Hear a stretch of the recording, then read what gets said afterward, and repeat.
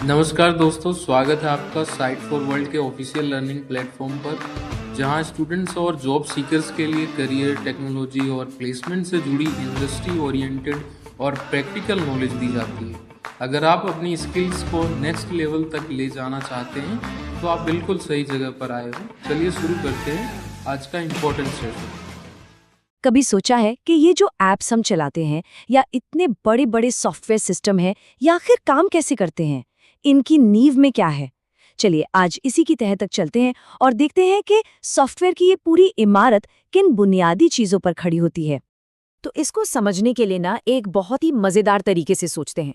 जरा सोचिए कि कंप्यूटर की जो मेमोरी है वो एक बहुत बड़ी लाइब्रेरी जैसी है, बिल्कुल वैसी ही जहां हर जानकारी को बड़े सलीके से रखा गया है। ये जो लाइब्रेरी वाली कल्पना है ना, यही हमें आज सब कुछ समझने में मदद करेगी। अच्छा, अब इस लाइब्रेरी की एक खास बात है। ये हमारी तरह हिंदी या इंग्लिश नहीं समझती। इसकी अपनी ही एक भाषा है और मजे की बात ये है कि उस भाषा में सिर्फ दो ही अक्षर हैं, 0 और 1, बस। या कह लीजिए ऑन और ऑफ।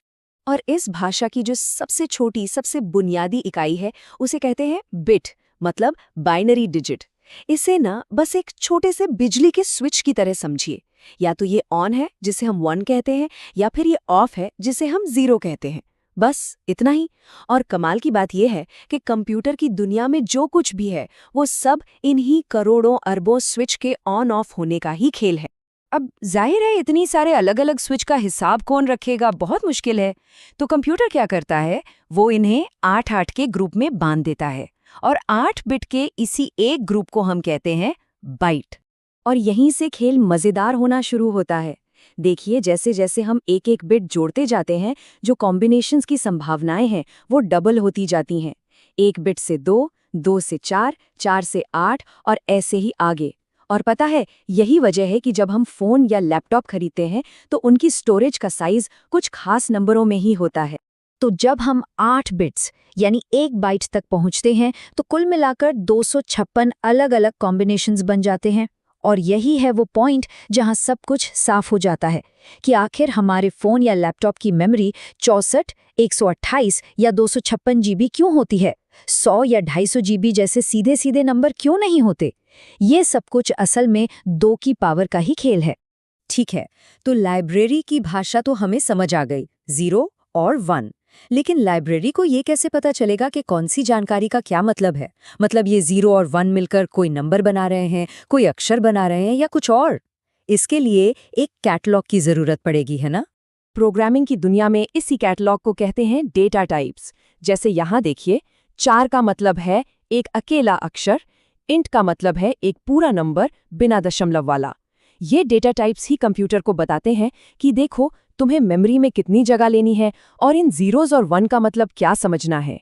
इसका मतलब पता है क्या हुआ कि कंप्यूटर के लिए तो सब कुछ ही नंबर है, यहाँ तक कि A, B, C, D भी। जी हाँ, जैसे A अक्षर कंप्यूटर के लिए वो A नहीं है, वो है नंबर 65। वो उसे 65 की तरह ही स्टोर करता है। चलिए, अब लाइब्रेरी में जानकारी का मतलब भी तय हो गया। अगला कदम क्या होगा? जाहिर है, हर जानकारी को एक नाम देना, एक लेबल लगाना, ताकि जब भी जरूरत पड़े उसे आसानी से ढूंढा जा सके। प्रोग्रामिंग में इन्हीं लेबल्स को वेरिएबल्स कहा जाता है। सिंपल भाषा में ये मेमोरी में एक नाम वाली जगह है, एक डब्बा है जिसमें हम कोई वैल्यू डाल सकते हैं। और एक बात गांठ बांधने वाली है, एक अच्छा साफ सुथरा सॉफ्टवेयर लिखने के लिए इन वेरिएबल्स के नाम सही रखना बेहद जरूरी है। और ये बात यहाँ कितनी साफ दिख रही है। एक तरफ देखिए, AITMP, ऐसे नाम, भला इनसे क्या पता चलता है? कुछ भी नहीं। और अब दूसरी तरफ देखिए, आइटम काउंट, यूजर नेम, नाम पढ़ते ही समझ आ रहा है कि बात किस बारे में हो रही है। बस यही छोटा सा फर्क है एक कंफ्यूजिंग कोड और एक साफ सुथरे कोड के बीच में। ठीक है, अब थोड़ा और गहराई में चलते हैं। हमारी इस कंप्यूटर वाली लाइब्रेरी में ना जानकारी रखने के लिए 2 मेन सेक्शन हैं। और मजे की बात यह है कि दोनों का काम करने का तरीका एक दूसरे से बिल्कुल अलग है। पहला है स्टैक। इसे लाइब्रेरियन की डेस्क की तरह समझिए, एकदम सामने। यहाँ पर छोटे मोटे जल्दी वाले काम होते हैं। जो जानकारी बस थोड़ी देर के लिए चाहिए वो यहाँ आती है, काम होता है और फिर जगह खाली हो जाती है, बिल्कुल डेस्क की तरह। दूसरा है हीप। ये लाइब्रेरी के बड़े बड़े आर्काइव्स या गोदाम की तरह है। यहाँ वो जानकारी रखी जाती है जो बड़ी होती है और जिसे लंबे समय तक संभाल कर रखना होता है, जब तक कि हमारा प्रोग्राम चल रहा है। तो सवाल उठता है कि हम ये सब क्यों समझ रहे हैं? स्टैक, हीप, बिट्स, बाइट्स, ये सब जानना इसलिए जरूरी है क्योंकि यही छोटे छोटे नियम मिलकर बड़े बड़े सॉफ्टवेयर बनाते हैं, और यही नियम उन अजीबोगरीब गलतियों की वजह भी बनते हैं जो हमें कभी कभी अपने ऐप्स में देखने को मिलती हैं। जैसे एक उदाहरण लेते हैं, हमने बात की थी कि कंप्यूटर बाइनरी में सोचता है ना? अब जब हम जो दशमलव यानी डेसिमल सिस्टम में सोचते हैं, अपनी कोई संख्या कंप्यूटर को देते हैं तो वो उसे अपनी बाइनरी भाषा में ट्रांसलेट करता है, और कभी-कभी इस ट्रांसलेशन में थोड़ी बहुत गड़बड़ हो जाती है। और उस गड़बड़ का नतीजा कुछ ऐसा दिखता है। देखिए, हम सब जानते हैं कि 0.1 में 0.2 जोड़ने पर 0.3 आना चाहिए। सिंपल है। लेकिन कंप्यूटर को पूछिए तो वो आपको 0.3 के बाद एक लंबी सी पूंछ लगा कर दे देगा।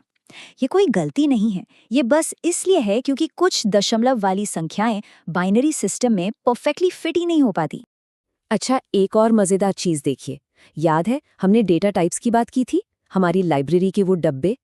तो बात यह है कि उन डब्बों का साइज फिक्स होता है, और अगर साइज फिक्स है तो जाहिर है कभी ना कभी उनमें जगह भी तो खत्म हो सकती है। और जब हम किसी डब्बे में उसकी कैपेसिटी से ज्यादा डालने की कोशिश करते हैं तो होता है ओवरफ्लो। जैसे यहाँ देखिए, इसे कहते हैं इंटीजर ओवरफ्लो। जब हम सबसे बड़े पॉजिटिव नंबर में सिर्फ 1 जोड़ते हैं तो वो गोल घूमकर सबसे बड़ा नेगेटिव नंबर बन जाता है। सुनने में बिल्कुल पागलपन लगता है ना? पर कंप्यूटर की दुनिया में ऐसा ही होता है। तो इन सब बातों से एक चीज तो साफ है कि सॉफ्टवेयर कोई जादू नहीं है। ये तो बस एक बहुत बड़ी लाइब्रेरी है जो कुछ बहुत ही सख्त और कभी-कभी अजीब नियमों पर चलती है। और अगर इस लाइब्रेरी को ढंग से मैनेज न किया जाए तो प्रोग्राम में गड़बड़ होनी ही होनी है। और ये एक बड़ा सवाल भी खड़ा करता है, अगर कंप्यूटर के इतने बुनियादी नियम ही इतने अजीब हैं तो न जाने और कौन-कौन सी ऐसी अदृश्य ताकतें हैं जो हमारी इस डिजिटल दुनिया को चला रही हैं और उसे आकार दे रही हैं। तो हमारे चैनल को सब्सक्राइब कीजिए और वीडियो को अपने दोस्तों के साथ शेयर जरूर कीजिए। कमेंट सेक्शन में अपना डाउट या नेक्स्ट टॉपिक लिखना मत भूलिएगा।